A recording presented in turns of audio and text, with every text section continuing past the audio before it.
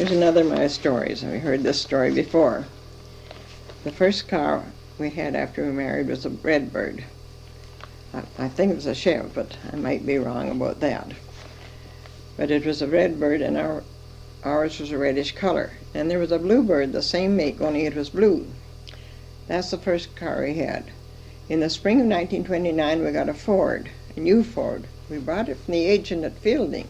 The reason I know that it was then was because we got it about the same time Alan was born, April the 26th, 1929. In those days, when you got a new car, you weren't supposed to run them over a certain speed. In the fall of that year, just before harvest, a fellow came along who was a traveler, and he had just bought a new car. He wanted one that could really speed up with so he could cover more ground. And he came over in Sam and he made a trade. I don't know if it was even Stephen or not.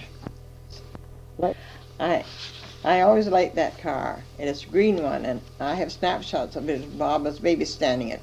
Stewart said it was a 1929 Chev sedan. This is the car that I was driving the day I went to Hafford with Alice, my sister. I didn't have a license, so I was alarmed when I saw a policeman waving me down on my way back home. I'm surprised that I didn't blurt out, "I don't have one," and give myself away.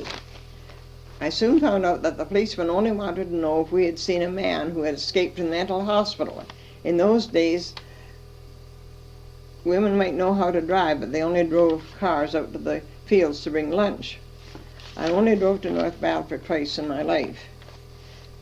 During the Depression, the cars sometimes weren't licensed until August. During the harvest time, they were used for hunting up men and getting repairs. We had the green car for quite a little while. Then we got a 1935 Ford in 1940 and a 1939 Chev in 1945. In 1949, we went to North Carolina with Bob and Marjorie and Esther Minor. Sam decided the car wasn't good enough for a long trip down there, so he went up to Battleford with Bob, and they traded in for a 1947 Dodge. This Dodge was supposed to have been completely overhauled, so we went off traveling to North Carolina to visit Sam's cousins on his mother's side. We went down there and visited and came back and had no troubles. When he came back, he found out that it had never been touched. They did the work after he came back. If he'd known that, he wouldn't have enjoyed the ride so much. And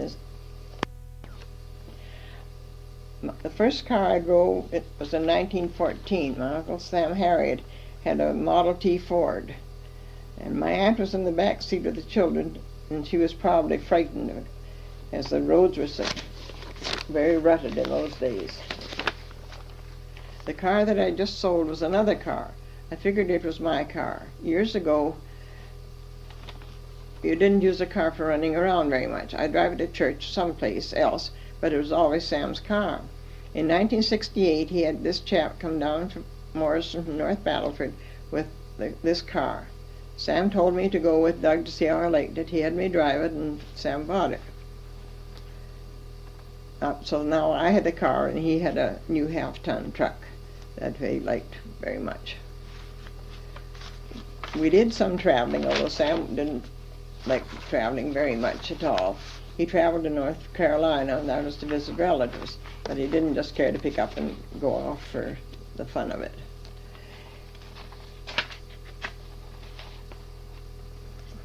I don't think he enjoyed the down east trip very much. We went with Lorna and Louise in 1964. Evelyn and Ella were down there at Sudbury. They had just moved there that fall. The girls suggested maybe he'd like a trip east down to where he came from in Quebec, just north of Montreal. New Glasgow was the name of the place. But he couldn't get any enthusiasm from him. Finally, he said he would go. And I remember the November morning we were leaving for Ontario. We couldn't get him moving, no siree. Someone came into the yard and he had him come in.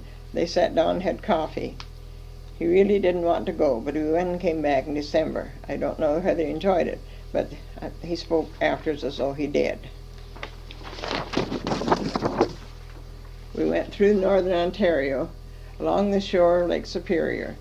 And he said what an awful place it was, but then lots of people have said that also. And in Sudbury, we went on to go back to New Glasgow. We did visit around a bit, but he knew very few people there and didn't itching to get back to Saskatchewan. While visiting Ruth Bodie at London, the girls decided to take me to see some cousins at Sarnia. Sam stayed with a cousin in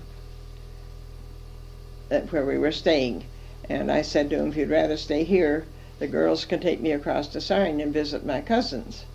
He said, well, what about the paper from Imperial Oil to pay for the gas? And Lorna said, I can take it. And he said, don't I have to sign it? She said, no, I can take it. Well, he said, what did I come for? We did go to Nanaimo quite a few times because he had a sister living there. But just to pick up and go places, as I mentioned before, he didn't care for that because he was brought up that work came first. Now,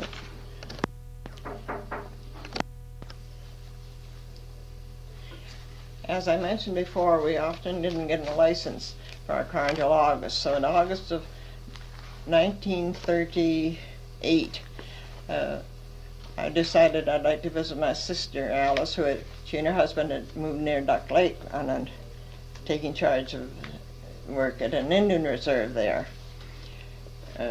Sam didn't want to go, but he said I could take the car. My brother Ronald, who was working for us, my mother, and Alice, and Jean and Louise, and Alice's girl Ruth started off with this car, which had just been licensed and supposed to have been fixed up. We were going to cross the Petrovka ferry, and on the way down the hill I noticed the ferry was, as I thought, waiting for me, so I didn't stop at the stop sign but continued right on to go onto the ferry. As we got near the river, I found I couldn't stop the car. It kept on going. So the ferry, which had been leaving, saw us coming, backed up, and we stopped the car by ramming it into it in about 2 feet of water at the time. If we'd gone any further, the water was about 22 feet deep. The car was damaged, but the motor wasn't, and so we fixed it up after we all climbed out of the car, and they hauled the car back out of the water and fixed it up enough. So we went on to Duck Lake, and then my brother-in-law and Ronald took it to Ross to get it fixed enough so we could drive it home, because the headlights were broken and the windshield was broken. And so we came back that evening, and it poured rain east of Drain Lake, and in those days there was no highway and so on, but we managed to get home with it. We did have a trip up to Meeting Lake one time, the year before we were married. Sam and I and his sister Esther and my uncle went up there, tented, and one day we decided we wanted to go across to the exhibition building, which was across the lake, and so we persuaded Sam and Herman to row us across. It was a hot day, and by the time we got over there, the engagements were nearly broken up. As I mentioned before, we were engaged in 1924, but we didn't get married until 1926, and I didn't teach after that except as a substitute for once in a while. Married women weren't supposed to teach then, and really there was really no time. By the time you did all the washing and ironing and churning and baking and so on, there was very little time. Some women did teach if it was necessary, but there weren't very many of them. I taught on a permit with a grade 11, as I wasn't quite old enough to go to normal, and they were wanting to open a new school up at Oral, north of Altachene, and I taught there for 4 months on a permit with grade 11. After normal, I taught 2 years at Hillsborough, south of Spears, and then 2 years at Keystone.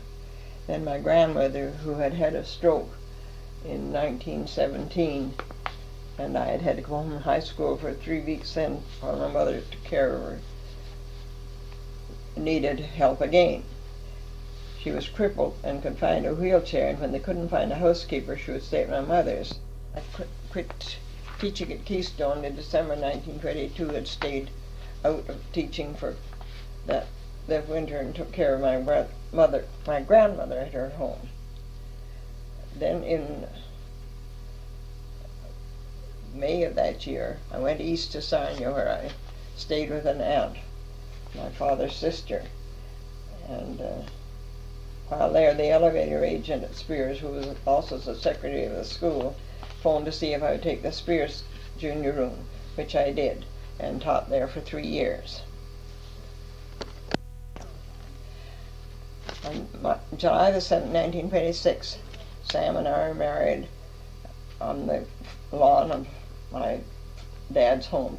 25 people altogether. Not many nowadays, but it was a hot day, and my mother had to prepare the meal for them. There was no maid of honor or best man in those days, and as I came out with my dad and stood beside Sam, he turned to me and said, "Hot day, isn't it?" Poor man, he'd bought a woolen suit for the wedding, and he was nearly melted. Sam showed me an article in a newspaper a few years after we were married, telling how to become a successful farmer. And the thing was, find the best cook in the community and marry her daughter. He always insisted meals should be on time, that there should be plenty of food for everyone. On our honeymoon, we went to Banff, but I think Sam was thinking about his farm work not being done during the summertime. A trip of a honeymoon was something new, although a friend of mine who was married the same day went to Banff, and the Lamans also went to Banff, so it wasn't unusual, but it was very nice.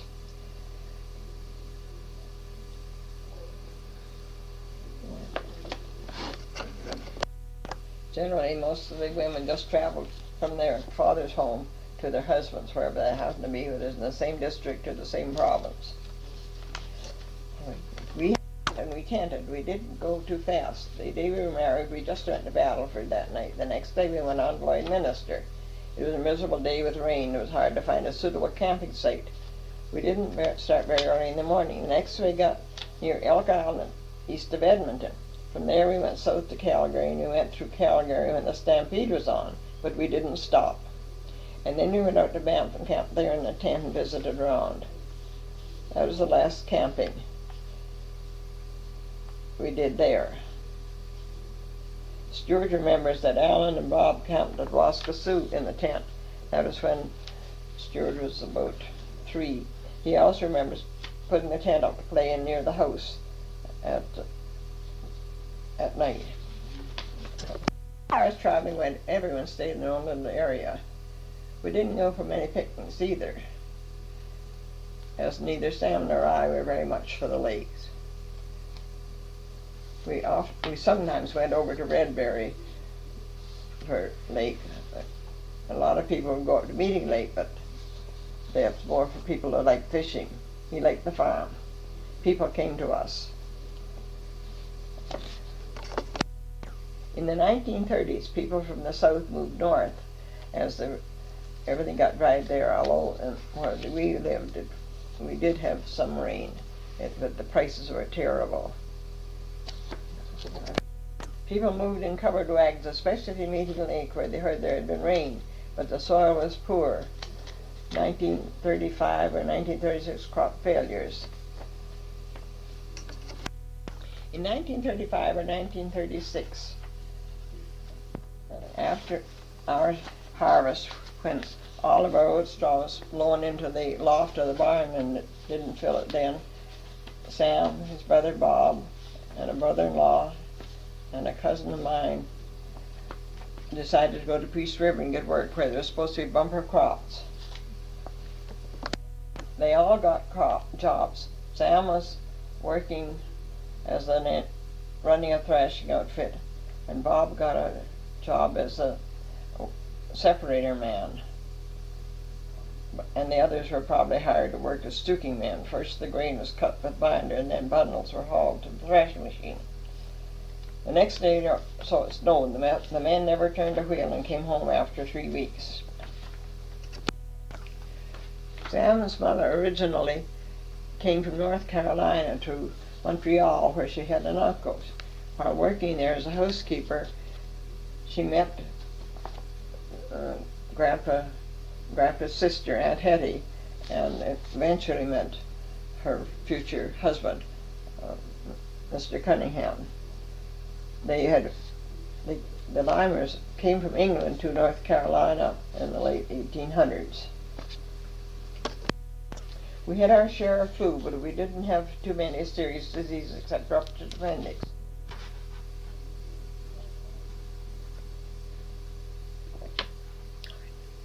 Stewart took sick during March of 1935. All the children had the flu, but he didn't get over it. He just stayed in his crib. He was about 4 years old, and after about 10 days I decided we should do something about it. The hospital in Harvard was closed, and I phoned the doctor, who made a weekly trip over to Spears. He said he'd come by snowmobile along which is now the highway, and Sam would meet him up at the highway with a stone boat and horses, because of course he couldn't get down by the car. Sam met him, and he came down and checked Stewart and decided the trouble was the appendix. Since it had been 10 days since it had started, the pains, he said there was no great rush because the train didn't come from North Battleford until the next day, so the next afternoon Sam took Stewart up to North Battleford from Spears. I was expecting Louise, so I didn't travel at that time. The doctor from Halford traveled on the same train, and since the doctor up there was busy, he operated on Stewart that night. It was a ruptured appendix. It was so bad that they decided not to remove the appendix, as the infection might spread. They put a tube in and let it drain. He fell out of bed because he was in a crib at home. They put railings on the hospital bed after that. He was up there for a considerable length of time before he returned home, with orders that as soon as possible the appendix should be removed. In those days there was no such thing as hospitalization, and we didn't have much money, so it dragged on for years. 8 years afterwards, it was taken out. Stewart was miserable a lot of those years with stomach trouble. He'd spend hours on the sofa. When he was 12 years old, we finally had the appendix removed North Battleford, but he still suffers something from that trouble. We had a little bit of worry over appendix when I was about 13, and I was sick off and on for quite a while, so finally we decided that I should go to the doctor. So Mother and I drove to Fielding by buggy, took the train to Radisson, and the doctor made the diagnosis of an appendix. And the next attack that I had, we were to call him. I had a terrible one after that. Cold and hot compresses my mother put on me all one night. So we sent word by mail, the mailman from Spears to Maymont, and then they sent a message by telegraph to the doctor in Radisson. 2 days later he came up and said the appendix had ruptured. It was a wonder that I survived. In 1938, the family again all had the flu, and Jean, who was then just almost 6 years old, was very bad. But I didn't realize it. I thought, well, Stewart, it's been 10 days and they got over it, so we didn't call her in the morning. And I probably should have called the doctor during the night. But in those times, night calls were far more expensive than day calls. Halford hospitals closed again. So in September we went by car and got a requisition from the municipality as money was very short, and went to North Battleford. Unfortunately, Jean's infection spread too much and she died 10 days later. I had quite a time when she was born in the hospital. I caught a fever, and she she and I were in the hospital for a month at the time of her birth. It seemed too bad that she had such a short life.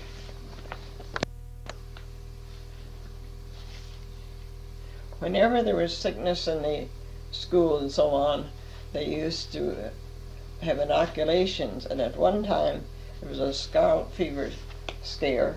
I presume there must have been someone had it. So the children were taken to the schools and inoculated against scarlet fever, and perhaps some others too. When they needed any attention to their teeth, there was a Dr. Daly in Radisson, and they used to go down there and have them attended to. He was kind of a rough and ready sort of a person, but Alan claims he still has a filling in his mouth now that he put in when he was a young fella. One Christmas we all had chicken pox, and in those days you were quarantined for all different kinds of diseases.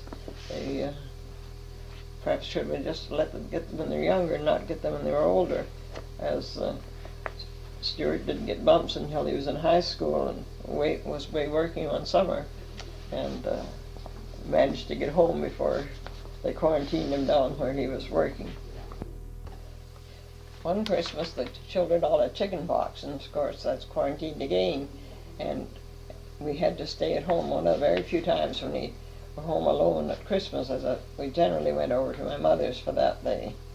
Louise mentioned one time she wanted a doll for Christmas, and Stewart told her to just ask and see what would happen.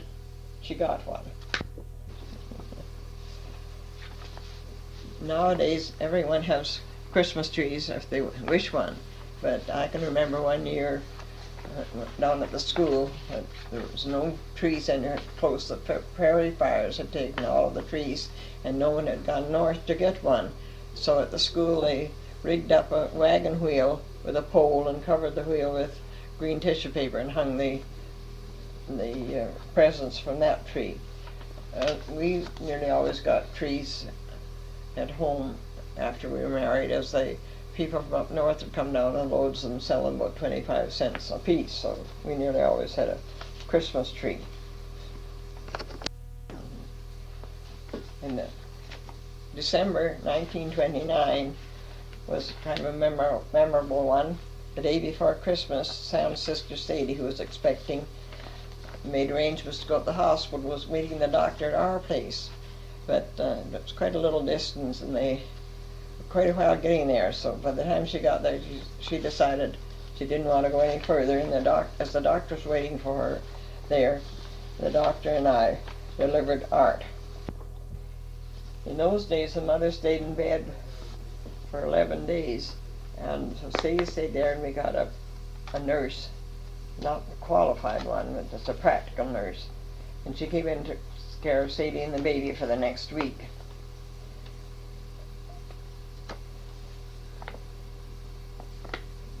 They had mothers stayed on their backs that long because of afraid of hemorrhaging. Sunday we were all invited over to my mother's for Christmas, so I prepared Christmas for the nurse, Sadie, Pearl, and Eleanor, and left them to Christmas dinner while we went over to mother's. I had two children then, Bob and Alan. The house was built in 1926. The basement dirt was taken out with a team of horses and scraper and put into a pile at the back of the house. It was not a very beautiful thing. Occasionally I asked somebody, couldn't move that. But when the children came along, he said, well, they needed that to slide down on. One excuse was as good as another, I guess. Later on, Stewart was about 16, and we were quarantined for scarlet fever. Louise had a rash. Everyone had to stay home. From the May 24th celebration, much to their disappointment, was the one that was supposed to have had it, and they named her, but it turned out she didn't have it after all.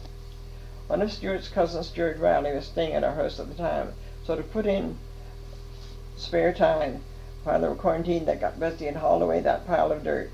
I was quite happy to see it gone. In those days, you didn't go to a barber shop very much. The neighbors cut each other's hair. Very often mothers were the hair cutters for the family. I used to try to trim up the boys' hair, but I wasn't very good at it. I forget just how old Stewart was when I'd cut his hair, and was laughed at school. He told me I was never to cut his hair again, and I never did. The girls didn't have haircuts. Their hair was curled for special occasions by putting it up wet in long strips of rags which were twisted to hold the curl in place overnight. Those rags were terrible to sleep on. There were no perms for them. Usually the girls wore their hair braided. My first perm was in over at Hafford with clips which they were plugged onto something to heat.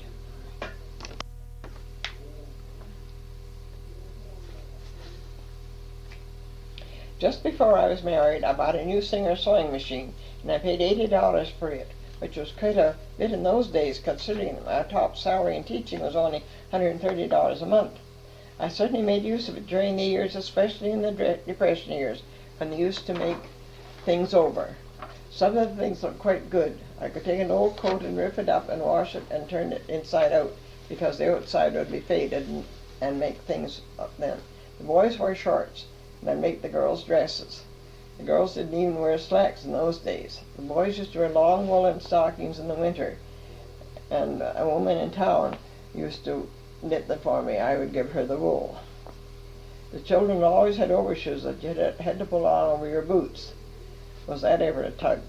I'd sometimes dread having to get the 3 kiddies ready to go outside and put on all that paraphernalia. When Louise was a baby of 3 or 4, we did get a nice little snowsuit second hand. The suit was green with trim, that you bought from Moldens at the store in Spears. I paid $4 for it. That was the first complete outfit that I remember any of my family having. We did buy mackinaws for the boys because they are kind of hard to make. These were heavy cloth, perhaps blanket cloth, and lined with sheepskin. They were shorter coats than overcoats. I made coats for the girls for quite a few years. Sometimes I'd make a mistake. I remember cutting out a blanket cloth one for Jean, our oldest girl. I made a mistake and cut 2 right sides instead of a right and a left, so I had to piece some of that to make the coat. Sam had started work when he was quite young. He only went to about grade 4, as his dad needed at home helping. He used to take cream to the station to be sent into Montreal. He was quite too young to lift it in the buggy at home or take it out when he got the creamery, and someone had to do that for him. After 10 years of age, he only went to school in the wintertime, as his dad needed him to work on the farm in the summer.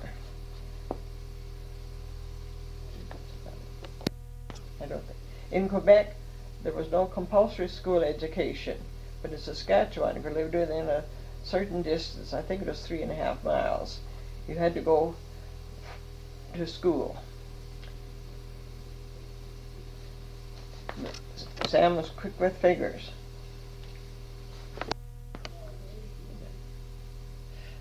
Sam was quick with figures and did a lot of reading, so I would call him a self-educated man.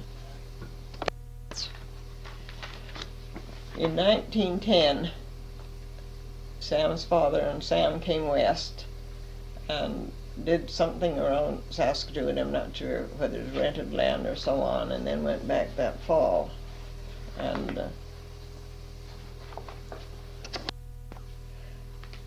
soon after, Mr. Cunningham bought land north of Saskatoon and brought the family out. The family lived in Saskatoon, and the younger ones went to school, and Sam and his dad farmed this land until 1916. In 1916, they bought land at Spears. Homestead land was entirely gone. They bought land at Spears, and the whole family moved up there then.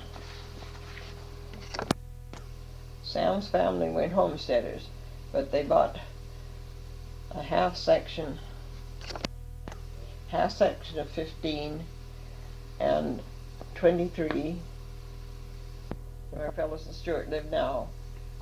And they also had the southwest quarter of section 26 across the highway. When Mr. Cunningham sold the land, Menno Colfax bought it, and Shirley and her husband, Mel Close, live on it now. We were very fortunate in not having too many fires, but did lose our barn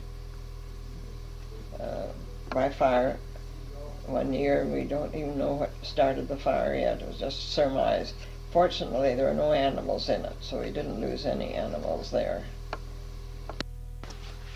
I mentioned homesteaders. The homestead land was land on the even sections and divided into quarters, and people could file on a quarter of land. They paid $10 to file, and they were supposed to cultivate so many acres a year, build a house of some description, and there were fire guards that had to be plowed and a few other things, and they had to live on it for 6 months of the year. After 3 years, if they fulfilled all of these obligations, they were given title to the land. Dad homesteaded the northeast quarter of Section 14, which is quite close to the Cunningham land on 23. Stewart now owns the homestead quarter that my dad homesteaded in 1906. Section 29, it was always a school land, and it used to be used for hayland quite a bit until it was sold and the money went for education.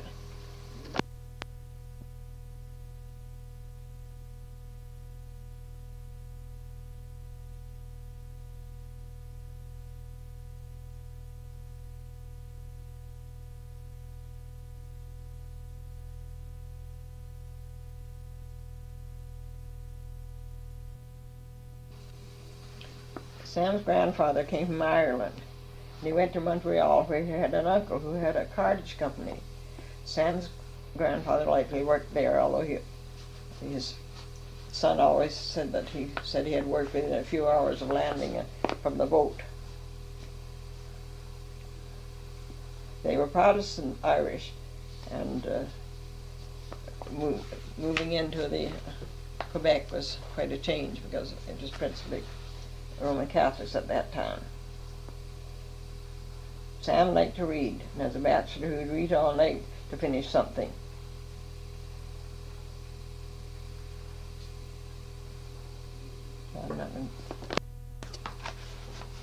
The first living quarters Sam had on his land was a house bought from town, just a small one. But before we were married, he built the new one. It was 24 by 24, one-story building that had 4 rooms, 2 bedrooms, a living room, and a kitchen. One kitchen were divided by sliding doors, with a full-size basement, but didn't have a cement floor. It had cement walls, which not too many people had in those days. This house did us until the summer of 1935, when Louise was a baby. We were getting pretty cramped by then, especially since we had a hired man who ate with us in the house, but he slept out in the bunkhouse. This bunkhouse was the old spiritual maternity hospital that Sam had bought to live in. The children remember this shack as a place where they were sent to, and Mother would follow them out afterwards and give them reprimand, or maybe sometimes even more than a reprimand.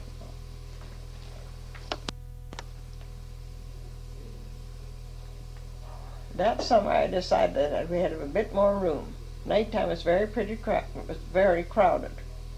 We had a hired girl most of the time. One of the small children would sleep with her, then another one slept out in the living room on the couch. We had 2 cribs in our room for Stewart and Jean. Louise, the baby, slept in a basket, which I had to move out into the living room at night because there was no room in the bedroom floor. A large kitchen area and 2 bedrooms were added the next year. The one step down made this addition closer to the ground, according to Sam. I often wondered why we had it, but it was because they had intended to have a sloping roof and then changed it to a peaked roof. Our groceries were not quite as many as they have nowadays, but we had to have flour, and we nearly always had a flour bin of some sort to keep the mice out of it. We would have sugar and some canned stuff. I bought quite a lot of canned tomatoes, but we did our own preserving of fruit, which would be in this cellar. We'd pick berries in the summertime. In fact, during the first years, I personally got sick and tired of Saskatoons.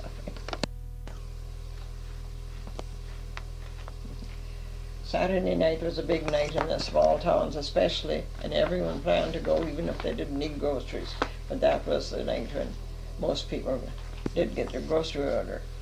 I didn't always go in because with family we Saturday night baths and so on, but I'd give him a list and he'd hand it to the storekeeper who would fill it, and Sam would come back later in the evening after talking farming things and so on with the men in town and pick up the order and bring it home.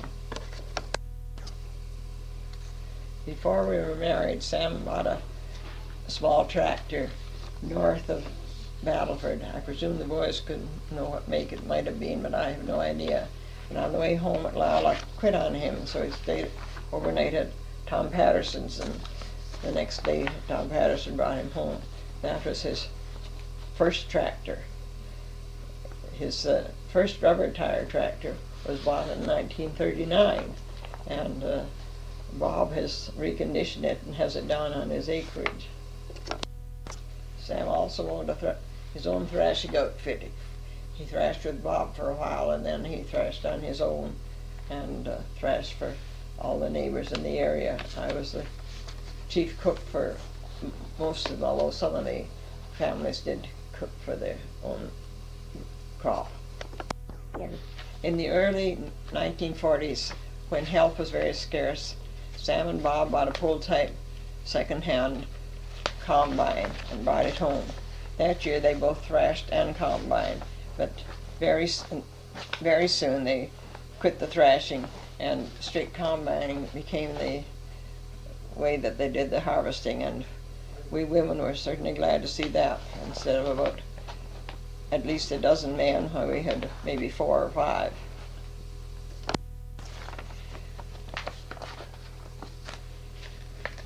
We did not feel the depression as much as many others, but we knew it was on, and especially the number of young men walking the tracks from one place to another, and they would often come in to ask for a bite to eat. I was always happy to feed most of them, although a few of them would make me kind of disgusted because I'd ask them to do a job and they wouldn't do it. One day 6 men came in and we gave them something to eat. My mother happened to come through the yard while they were on their way home, and a little while later when they landed along her place for something more, but she didn't give them anything. We had a family of 7, but Jean died in 1938 before Lorna was born. Bob was born in July 1927, and Alan was born in April 28. And Stewart was born January 26, 1931. Jean was born in November 1932. And Louise was born in April 1935. So the reason that there was 5 children home at one time, Bob didn't start school until he was 7 years of age because we had no way of him getting to school. Evelyn was born in January 1938, and Lorna in October of 1939. Congratulations on your birthday, and also congratulations on being the best barn dance couple on the floor last night.